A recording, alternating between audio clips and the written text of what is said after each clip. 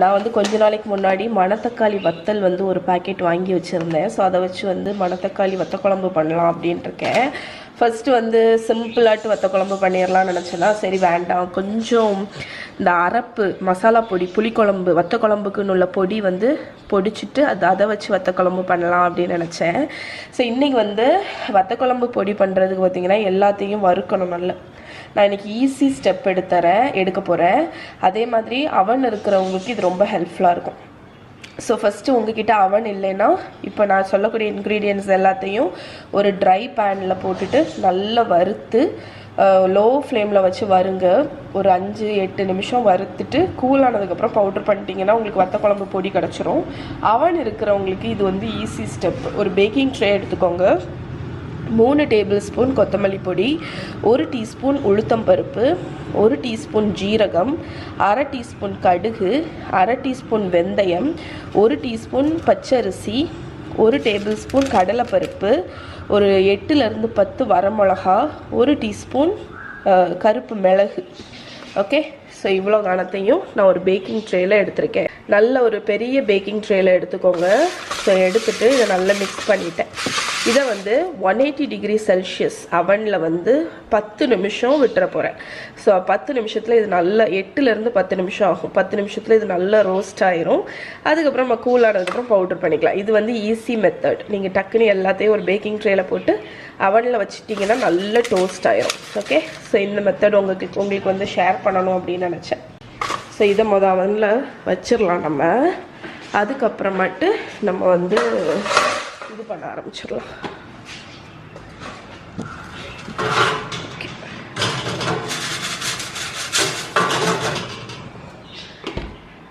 இது பேக் ஆகட்டும். ஸோ இங்கே பாருங்கள், நம்மளோட இதெல்லாமே டோஸ்ட் ஆகிடுச்சு. இந்த மிளகாவை பாருங்கள் எந்த அளவுக்கு நல்லா டோஸ்ட் ஆகிடுச்சுன்னு. எண்ணெய் எதுவுமே இல்லாமல் 10 நிமிஷம் அவனில் வச்சதில் நல்ல டோஸ்ட் ஆகிடுச்சு. இப்போ இதை வந்து ஒரு மிக்ஸி ஜாரில் எடுத்துடலாம். எடுத்து இது வந்து கம்ப்ளீட்டாக கூல் ஆயாச்சு. இதை நல்லா பவுடர் பண்ணி எடுத்துகிட்டு வந்துடுறேன். ஸோ இங்கே பாருங்கள், நம்மளோட வத்த குழம்பு பொடி ரெடி. இதை நீங்கள் வந்து பெரிய பேட்ச் பண்ணி ஒரு கண்டெய்னரில் ஸ்டோர் பண்ணி வச்சுக்கலாம். எப்போல்லாம் இது செய்கிறீங்களோ ஆட் பண்ணிக்கலாம். இதோட ரிட்டன் ரெசிபி கீழே டிஸ்கிரிப்ஷனில் கொடுக்குறேன், செக் பண்ணிக்கோங்க. மணத்தக்காளி வத்த குழம்பை வந்து நான் கல்சட்டியில் தான் பண்ணுறேன். ஒரு 1/4 கப் அளவுக்கு நல்லெண்ணெய் ஹீட் பண்ணியிருக்கேன். அதில் 2 வரமிளகா, அதுக்கப்புறமா கொஞ்சமாக உளுத்தம் பருப்பு, கடுகு, 2 வெந்தயம், கொஞ்சமாக ஜீரகம், இவ்வளவும் போட்டிருக்கேன். ஃபஸ்ட்டு இது தாளிச்சிடலாம். ஸோ இது தாளிச்சாச்சு. கருவேப்பிலை போட்டுருங்க. ஸோ கருவேப்பிலை வந்து கொஞ்சமாக பொரியட்டும். இப்போ வந்து நான் அந்த பாதி வெங்காயம், ஒரு 10 பல்லு பூண்டு இவ்வளவும் தோல் உரித்து வச்சுருக்கேன். ஸோ காலிஃப்ளவரில் போட்டுட்டு மிச்சம் உள்ள அந்த பாதி வெங்காயத்தை ஆட் பண்ணிடலாம். கூடவே தக்காளி பழம், ஒரு தக்காளி, அதையும் ஆட் பண்ணி நல்லா மிக்ஸ் பண்ணிடுறோம்.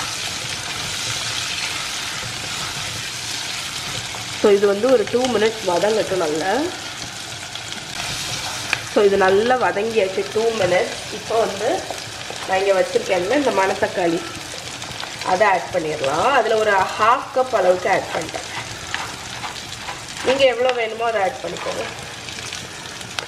ஓகே, ஸோ இப்போ இது வந்து காஞ்ச மணத்தக்காளி. நான் வந்து எண்ணெய் கொஞ்சம் தாராளமாக தான் ஊற்றிருக்கேன்.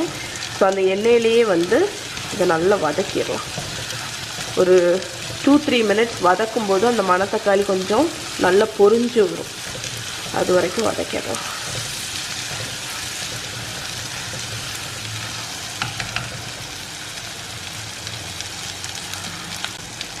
இப்போ வந்து இந்த பாயிண்டில் கொஞ்சம் ஒரு 1/2 டீஸ்பூன் மஞ்சள் பொடி ஆட் பண்ணிக்கோங்க.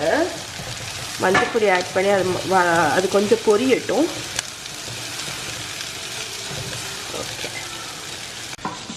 ஸோ மணத்தக்காளி பார்த்தீங்கன்னா நீங்கள் தாராளமாகவே போடலாம். ஏன்னா வந்து மணத்தக்காளி வந்து சுண்டக்காய் மாதிரி கசக்காது. சுண்டக்காய் தான் நம்ம வந்து வத்தல் பார்த்து போடணும், ஏன்னா அது ரொம்ப கசந்துடும். இப்போ பார்த்தீங்கன்னா நல்லா வறுபட்டாச்சு. இப்போ நான் அதை பவுட்ரு பண்ணி வச்சுருக்கேன்ல இந்த புளிக்குழம்பு வத்த குழம்பு பொடி, அதை ஆட் பண்ணிடுவேன். ஸோ இது வந்து உங்களுக்கு இந்த குழம்புக்கு வந்து திக்னஸ் கொடுக்கும், அது ஒன்று. இன்னொன்று வந்து அந்த ஃப்ளேவர் இதை ஆட் பண்ணுறதுனால நம்ம எந்த விதமான மசாலா பொடியுமே ஆட் பண்ண வேண்டாம். ஸோ வத்த குழம்பு பொடி ஆட் பண்ணி அதை ஒரு பரட்டிடலாம். இப்போ நான் வந்து புளி பேஸ்ட் வச்சுருக்கேன், அதுதான் ஆட் பண்ண போகிறேன். அதனால தண்ணி ஊற்றிடலாம். ஸோ வத்த குழம்பு வந்து நல்லா வத்தணும், அதனால் நம்ம ஒரு 20 மினிட்ஸாவது கொதிக்க விடுவோம். அதனால் நீங்கள் கொஞ்சம் தண்ணி அதுக்கு தக்கன ஊற்றிக்கோங்க. ஏன்னா வந்து அது நல்லா கொதிக்க தான் உங்களுக்கு வந்து டேஸ்ட்டு. ஸோ தண்ணி கொஞ்சம் எக்ஸ்ட்ராவாகவே ஊற்றிருக்கேன். இப்போ புளி எடுத்துகிட்டு வந்துடுறேன். ஸோ புளி பேஸ்ட் வச்சுருக்கேன், ஒரு 2லேருந்து 3 டேபிள் ஸ்பூன் தாராளமாக நீங்கள் ஆட் பண்ணிக்கலாம். புளி கரைச்சி நீங்கள் போடுறீங்க அப்படின்னா இவ்வளோ ஒரு சின்ன எலுமிச்சைப்பழம் புளி ஆட் பண்ணிக்கோங்க. இப்போ வத்த குழம்பு புளி குழம்பு எதுனாலுமே 1 டேபிள் ஸ்பூன், நீங்கள் 2 டீஸ்பூன் அந்த அளவுக்கு கூட குறைச்சிக்கலாம். வெல்லம் ஆட் பண்ணிக்கோங்க, ஏன்னா இது வந்து கொஞ்சம் வெல்லம் தேவைப்படும். உப்பு தேவையான அளவு. ஓகே, இப்போ நம்ம எல்லாமே ஆட் பண்ணியாச்சு. இனி கொதிக்கிறது தான் பேலன்ஸ். இது வந்து நல்ல தளன்னு கொதி வந்ததுக்கப்புறம் அடுப்பை குறைச்சி வச்சுட்டு மூடி போட்டு லோ ஃப்ளேமில் ஒரு 20லேருந்து 30 நிமிஷம் சிம்மராக விட்டுருங்க. அது எண்ணெய் அப்படியே பிரிஞ்சு மேலே வரும், அந்த ஸ்டேஜ் வரைக்கும் விட்டுருங்க. அவ்வளோதான். இந்த டைமில் டேஸ்ட் பார்த்துட்டு உப்பு புளி எது வேணாலும் ஆட் பண்ணிக்கோங்க. ஸோ தளன்னு கொதிக்க ஆரம்பிச்சிடுச்சா, இப்போ அடுப்பை ஓரளவுக்கு மீடியம் பண்ணிவிட்டு ஒரு லிட்டு போட்டு மூடி ஒரு அரை மணிக்கூர் நல்லா திக்காகிற வரைக்கும் குக் ஆகட்டும். ஸோ இந்த மாதிரி புளிக்குழம்பு வத்த குழம்புக்கெல்லாம் பார்த்தீங்கன்னா சுட்ட அப்பளம் நல்லாயிருக்கும். சுட்ட அப்பளம் ஈஸி தான். உங்களுக்கு கேஸ் ஸ்டவ்வில் நீங்கள் டைரெக்டாக அப்பளத்தை காணிச்சு சுட்டுற வேண்டியது. அது அப்படியே பொங்கி வரும். திருப்பி காணிங்க. அது வேகாமல் இருக்கிற பக்கத்தெல்லாம் திருப்பி காணிங்க.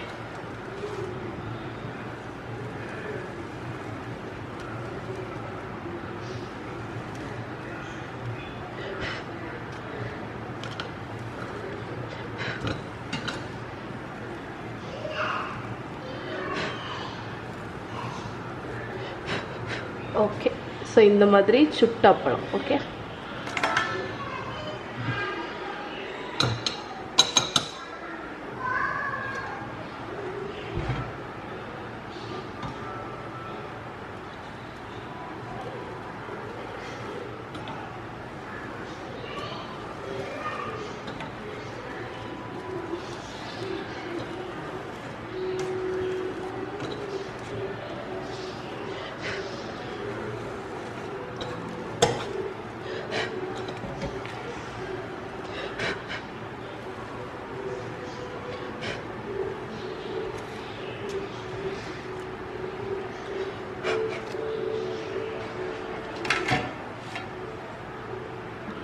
ஓகே ஃப்ரெண்ட்ஸ், ஸோ நம்மளோட வத்த குழம்பு ரெடி ஆயிடுச்சு. மணத்தக்காளி வத்த குழம்பு இங்கே பாருங்கள்,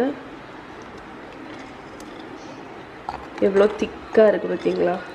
ஸோ இதை தான் நான் சொன்னேன். அதை வந்து நான் ஒரு லோ ஃப்ளேமில் ஒரு அரை மணிக்கூர் நல்லா வத்த விட்டுட்டேன். ஸோ அதுலேயே இந்த மாதிரி சூப்பராக திக்காயிடுச்சு. அதுக்கப்புறம் சுட்ட அப்பளம், காலிஃப்ளவர் பொரியல், ரைஸ். இன்றைக்கி இதுதான் லஞ்சு. ஸோ இந்த காம்பினேஷன் நீங்கள் ட்ரை பண்ணிங்கன்னா எனக்கு வந்து எப்படி இருக்குன்னு சொல்லுங்கள்.